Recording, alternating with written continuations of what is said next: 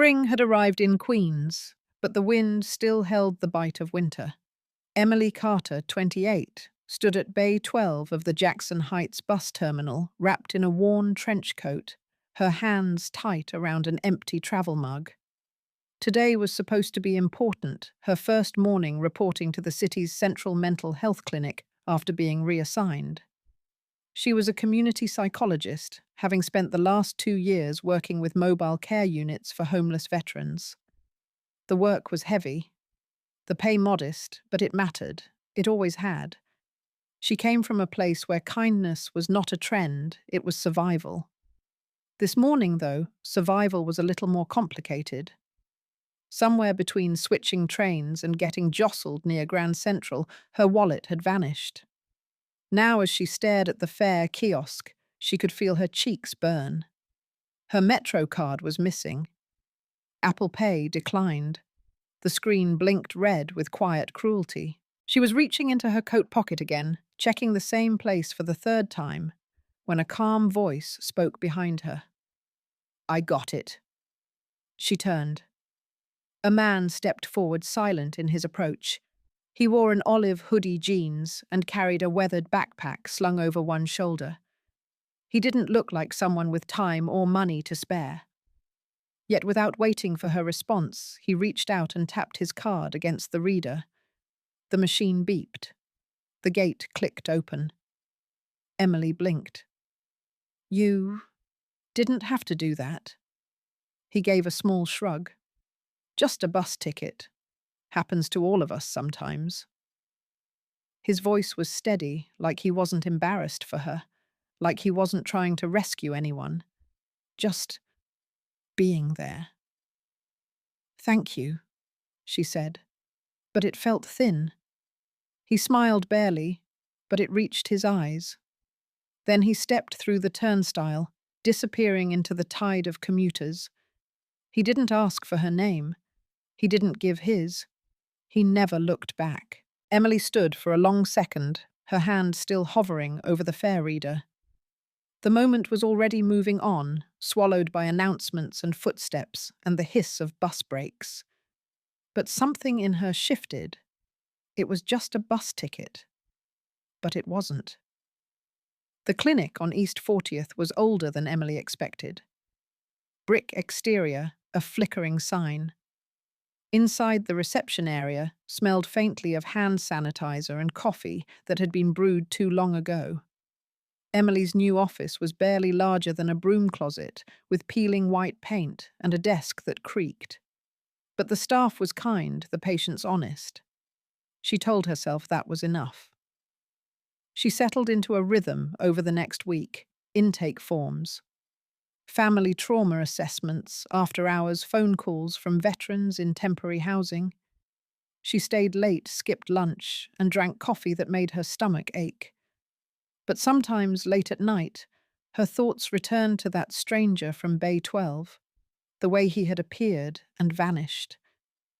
No introduction, no expectation, just presence. On Thursday afternoon, Emily was assigned to co-review a set of intake files for the clinic's new pilot program.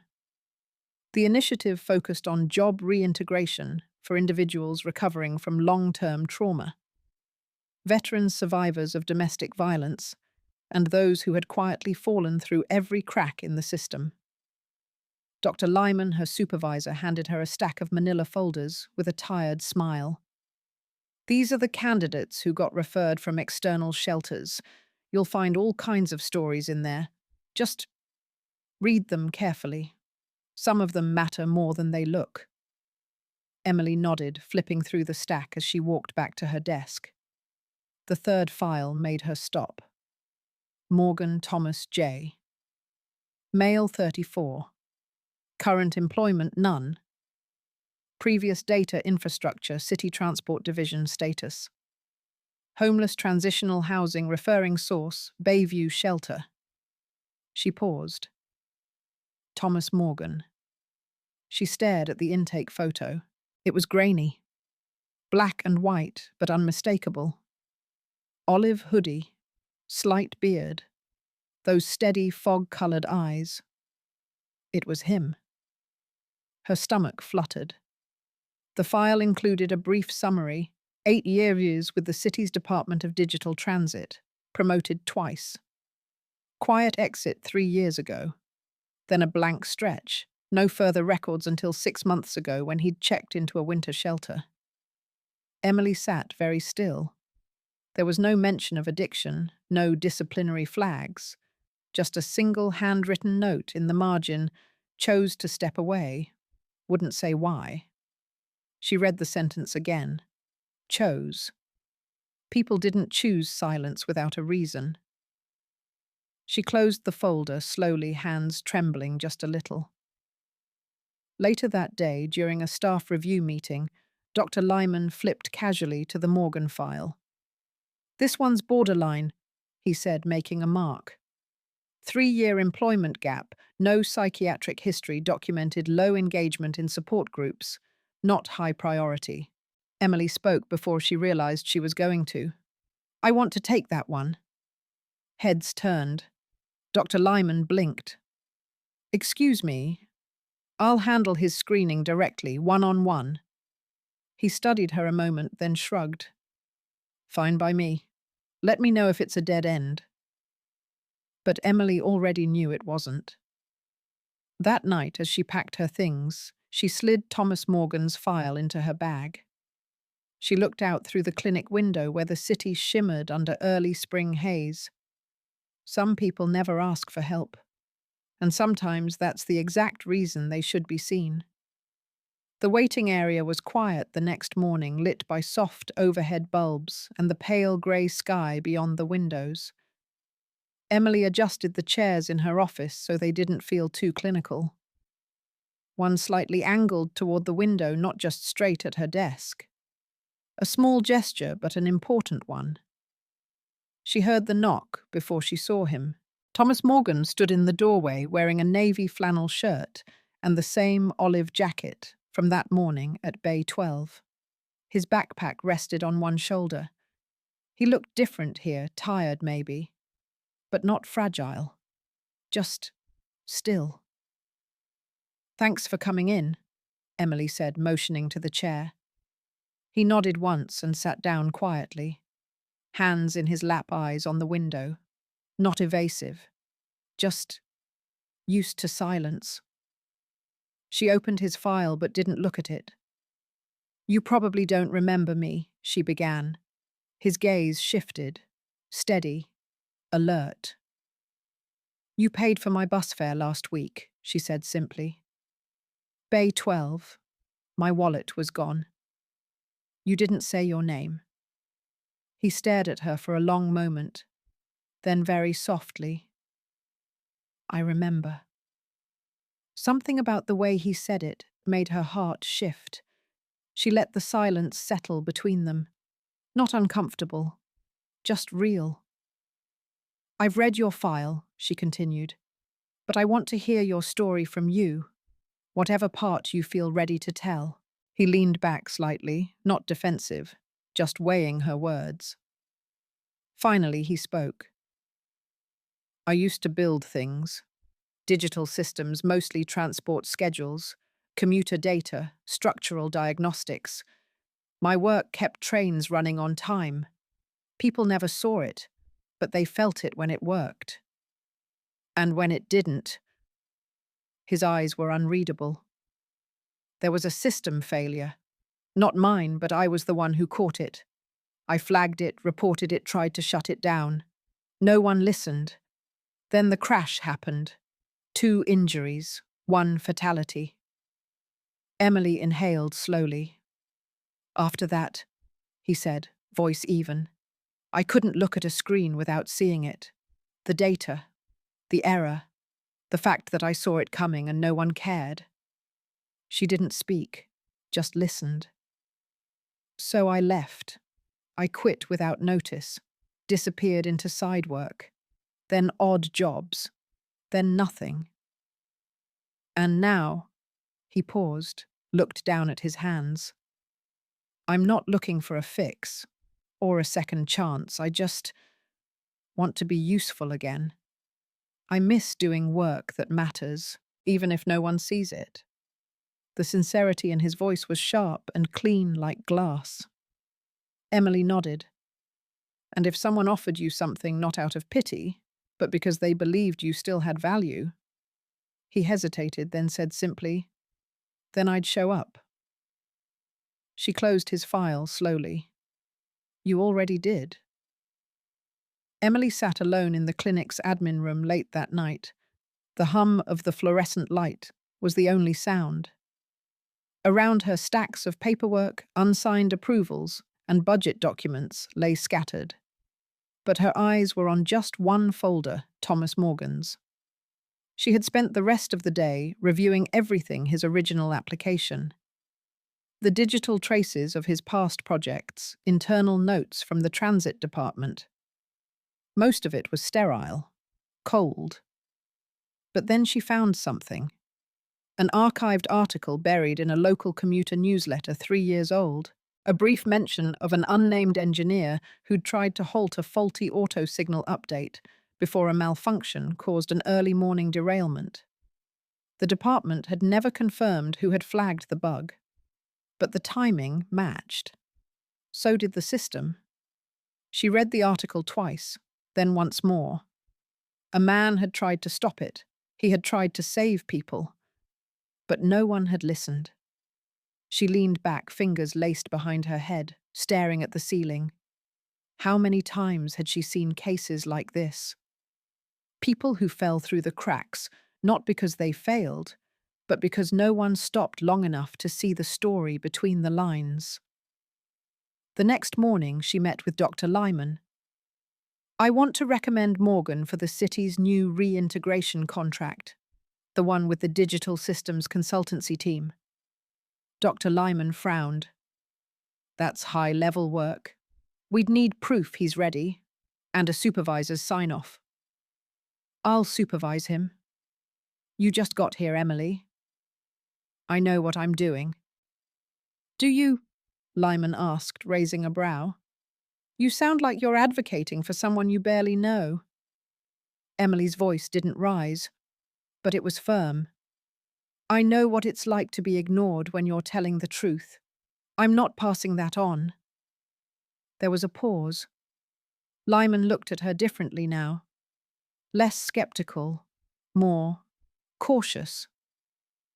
"You understand the risk." "I do," she said. "But I also know what happens when no one takes one." That afternoon, Emily called Thomas. "I have a proposal," she said. "A short-term role with the reintegration team. You'd work under my supervision assessing public systems for inefficiencies. Quiet work, but real." He was silent on the other end. "I don't want a favor," he said finally. "It isn't one," she replied. "But I do need an answer. Do you still want to be useful?" There was a pause. Then simply, "Yes." The office space was nothing like a clinic. It sat above an old firehouse on the Lower East Side, converted into a shared workspace for civic tech teams. The walls were lined with whiteboards, sketches, and sticky notes. Ideas lived here. Thomas stepped inside wearing a buttoned shirt, jeans, and a lanyard that still felt too new. His backpack sagged slightly on one shoulder.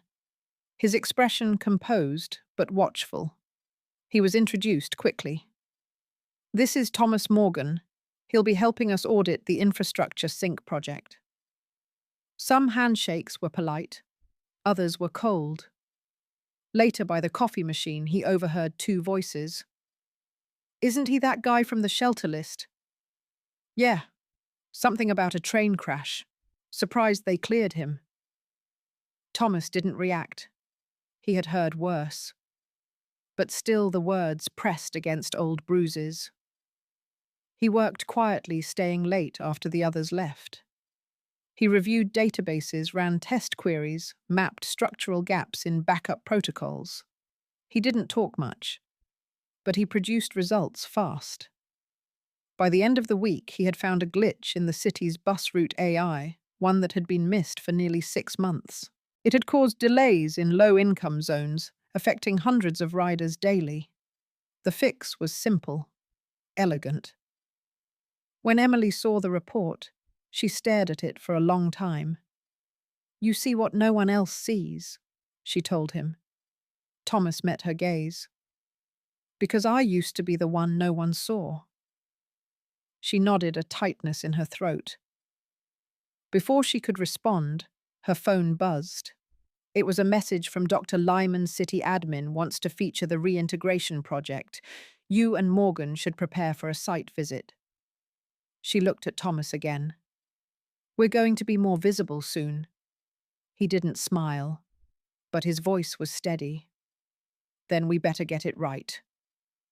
It had been a hard day. Emily sat alone in the clinic's consultation room. Her shoulders tight, her blazer tossed over a chair. Hair pulled loose from the bun she had given up fixing at noon. 3 emergency sessions, 1 difficult case review, and a funding dispute that left her drained. She hadn't eaten since morning. Her fingers ached from typing and her eyes stung from holding back too much. She didn't hear the door open. But when she looked up again, there was a paper cup sitting quietly on the edge of her desk. Still warm. Chamomile, her favorite. Beside it was a folded note, Maltese, in handwriting she recognized. "You look tired. You do not have to carry it all tonight. Let the world wait." She stared at the words. Her throat closed. No one had said anything like that to her in years. She had built her entire reputation on being the one who never cracked, the one who always stayed late, who kept her composure no matter how close the floor was to falling away. But tonight, this one small gesture, a quiet cup of tea, a note, felt like rescue. She rose, slowly walked out into the hallway, but the corridor was already empty. Thomas's light was off. He had gone without waiting for a reaction. Again. And somehow that made it matter more. The next morning, she found herself waiting for him at the steps of the Civic Tech office. When he arrived, he nodded at her without surprise. "You didn't have to leave it," she said. "I did not want to disturb you." "You didn't?" she said softly. "You just saw me." He glanced at her. "Sometimes people think being strong means never needing help, but I think it means knowing when to rest." They stood there in the cold morning light, just breathing. Then she said it not out of habit, but because it had never felt more honest. "Thank you." Thomas looked down for a second, then back at her. "You already gave me something back," he said. "You made space." The city's Department of Human Services hosted its annual recognition ceremony in a high-ceilinged auditorium on the west side of Manhattan. The lights were soft, the crowd composed of public workers, civic leaders, and non-profit directors. Emily had never imagined herself standing at the podium here. She did not like stages. She preferred listening from the back of the room, not being the name on the program. But that morning, her name was printed in bold letters on the event brochure. Emily Carter, Community Innovator of the Year for Leadership in the Reintegration Through Work initiative. Her palms were cold. Backstage, she saw Thomas near the side exit. As always, not in the center, not looking for credit. He wore a collared shirt, nothing flashy, the same stillness in his eyes. She caught his gaze. He didn't wave, just nodded once. When her name was called, she stepped into the light. There was applause, flashing phones, polite admiration. Emily stood behind the microphone, her notes shaking slightly. She glanced down at the printed speech she had prepared. Then she folded it and put it away. "I came here tonight as someone being recognized for leading a program that gave second chances," she said. "But the truth is, this program gave one to me too." The room quieted. "I met someone who reminded me that resumes tell one kind of story, but presence tells another. He didn't ask for help. He didn't try to impress anyone. He just showed up, every day, quietly, completely. She paused, looked out at the crowd. And what I've learned is that leadership is not about standing above others. It's about walking beside them, even when no one else is looking. There was silence, then slow, growing applause. But Emily didn't hear it. She turned her eyes to the side of the room. Thomas was still there. He didn't smile. He didn't step forward. But he was watching. And that was enough. It had been nearly a year. The season had turned again, spring melting into early summer. The wind was softer now. The city's pulse no slower, but it no longer pressed against Emily the way it used to. She had learned somehow to breathe through the rush. That evening, long after the recognition ceremony, after articles had been written, and meetings returned to normal, she found herself walking past Bay 12 again. She didn't plan to stop. But she did. The turnstiles were just the same. The concrete still chipped in places.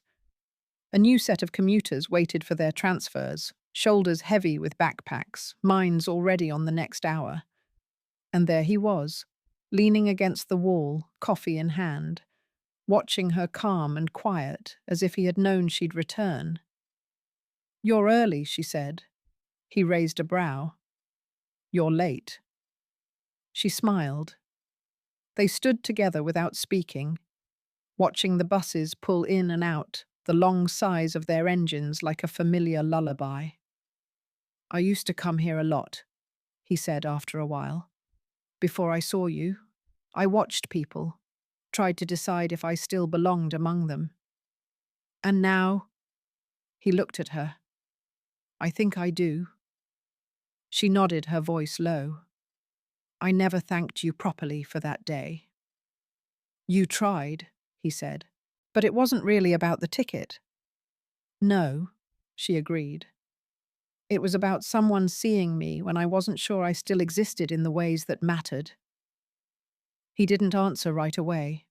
Then gently, "You looked like you had it all together." "I didn't," she said. "I know." He took a sip from his cup, then handed her a second one he'd been holding in his other hand. She took it, still warm. "No card reader this time," he said. "I can pay now, you know." He looked at her eyes, soft. "You already did." They stood close now, shoulder to shoulder. A bus pulled into Bay 12. She glanced up at him. "You ever wonder what would have happened if you hadn't been there that morning?" He was quiet for a moment. "Then no. Because I think we would have met anyway. Kindness doesn't wait for perfect timing. It just needs a moment, and someone willing to see it." She reached out her fingers, brushing his. "I see you," she said. His hand closed around hers, firm but gentle. "And I stayed," he replied.